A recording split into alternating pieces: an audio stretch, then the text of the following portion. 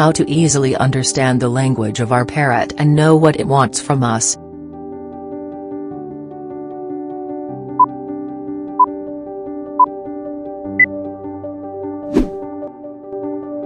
Whenever a parrot holds its head down for any reason, it asks you to tickle its head.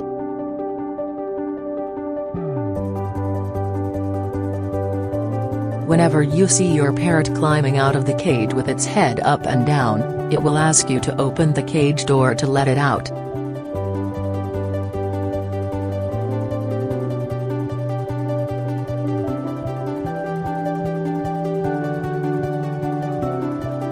For the same reasons that humans do this, parrots use it, in other words, to lubricate the joints. A number of clever parrots suddenly move their right or left wings and legs, which is called parrot yoga, which is very good for their health.